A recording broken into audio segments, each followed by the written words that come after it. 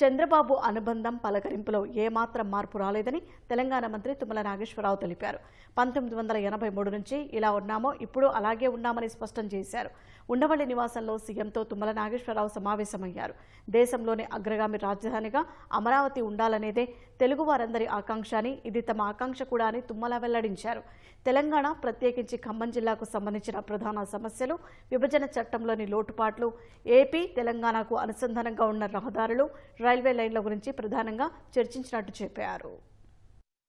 ముఖ్యంగా విభజన చట్టం అప్పుడు భద్రాచలం పట్టణానికి ఎగువ భాగాన ఉన్నటువంటి గ్రామాలు కూడా ఆ రోజున చట్టంలో భద్రాచలం మండలంలో ఉండటం మూలాన ఆంధ్రప్రదేశ్లోకి తీసుకురావడం జరిగింది. ఆనాడు ప్రాజెక్టు కోసం 7 మండలాలు తెలంగాణ నుంచి ఆంధ్రప్రదేశ్కి బదిలీ చేశారు.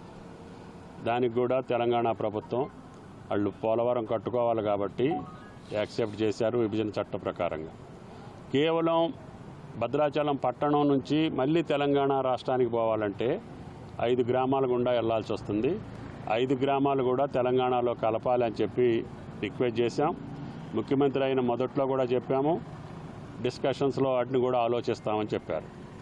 అదేవిధంగా తిరుమల తిరుపతిలో తెలంగాణ భవన నిర్మాణం కోసం స్థలం అడిగాం.